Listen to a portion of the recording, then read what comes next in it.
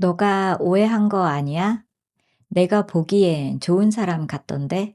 그 사람도 이유가 있겠지. 내가 그 사람 때문에 힘들다고 이야기할 때 주위에서 이런 말을 들으셨다면 당신은 이미 나르시스트에 의해 고립되었다는 증거입니다. 안녕하세요. 나이브입니다. 오늘은 나르시시스트 옆에 오래 머문 사람들이 느끼는 외로움에 대해 이야기해 보려고 하는데요. 그 외로움은 나르시시스트가 의도적으로 당신을 고립시키기 때문에 생기는 겁니다. 나르시시스트가 상대방을 왜 고립시키는지, 주위 사람들은 왜 피해자의 말을 들어주지 않는지, 그리고 고립을 인지했을 때 어떻게 탈출하는지 알아보도록 하겠습니다.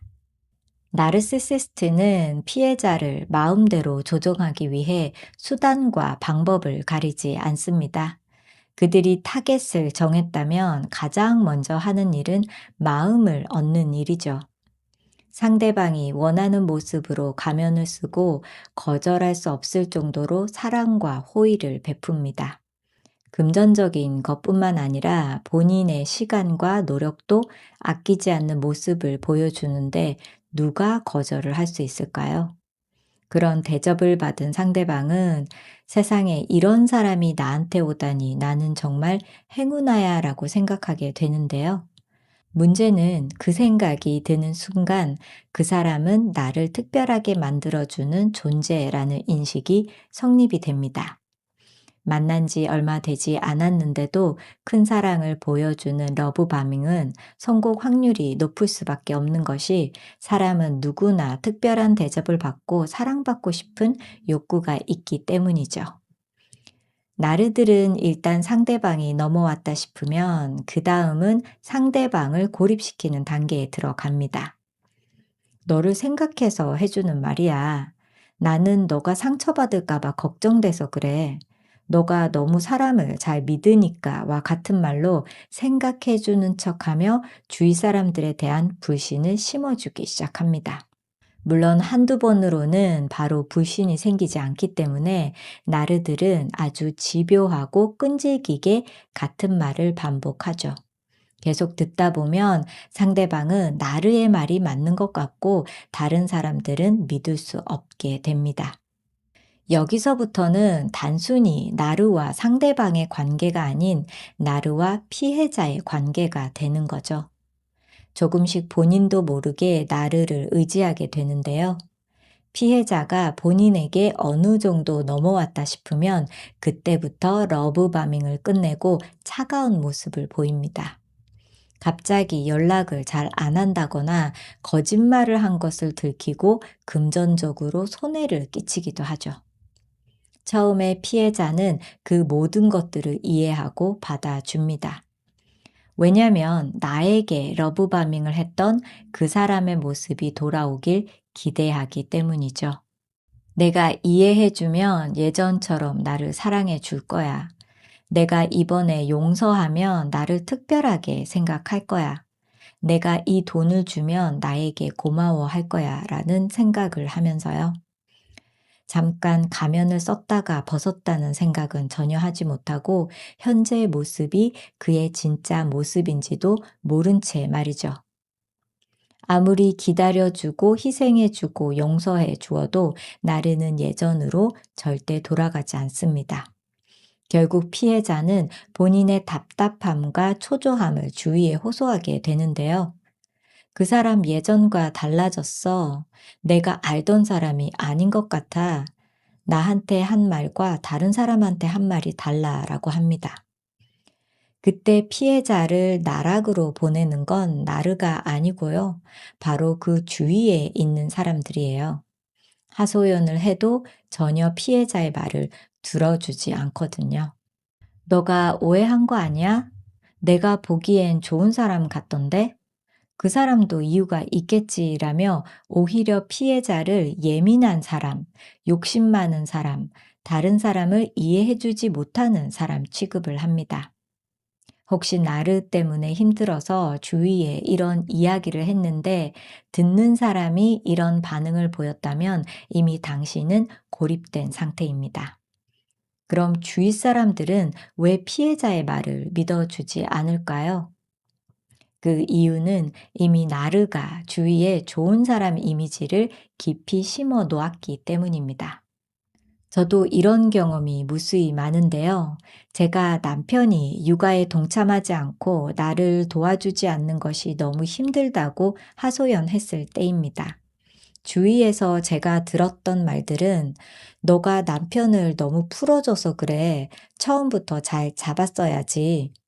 혹시 너가 혼자 다 하다 보니 남편이 할 기회가 없었던 건 아닐까? 그 사람이 어릴 때 제대로 보고 배운 게 없어서 그래. 너가 차근차근 가르쳐 였고요. 가장 최악의 말은 남자들 다 그래 였습니다.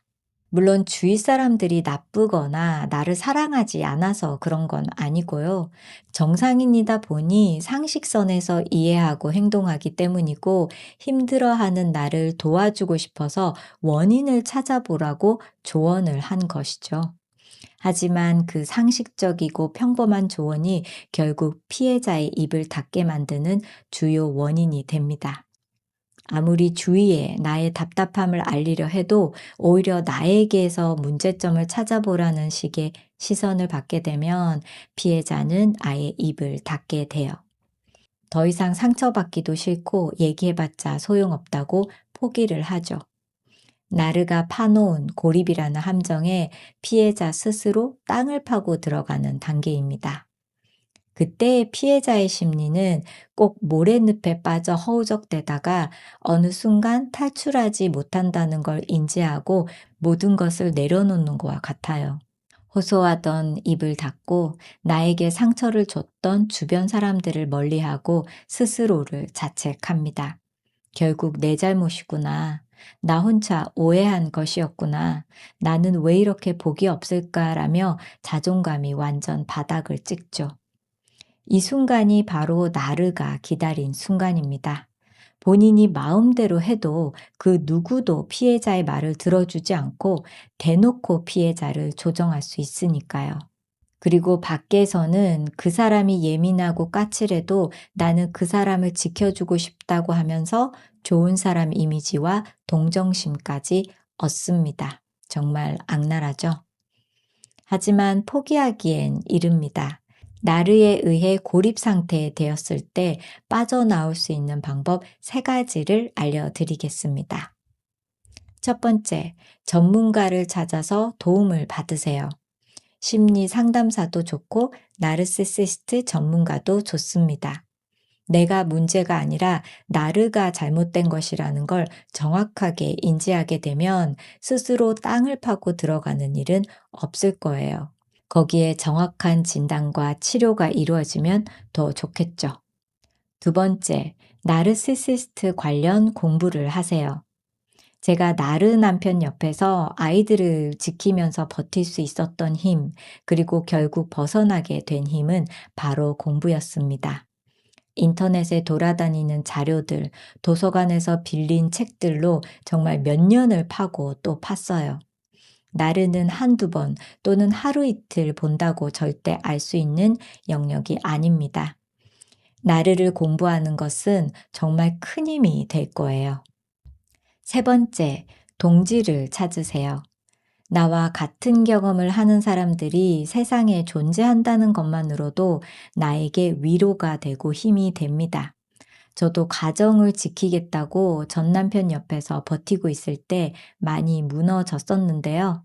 그럴 때마다 나를 지탱해주고 다시 일어서게 해준 힘이 바로 동지였습니다. 그전에는 내가 바보라서, 내가 불운해서 이런 사람을 만났나라고 생각했고, 내가 뭘 잘못했길래 이런 저주를 받았나 자책했었는데요.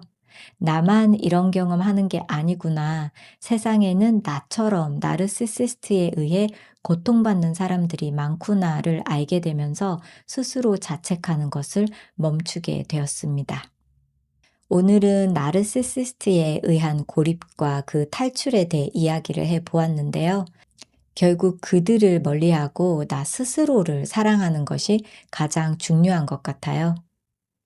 나이브가 나르시시스트 전문가는 아니지만 현재 나르에 의해 고통받고 계시는 분들께 동지가 되어 드리겠습니다.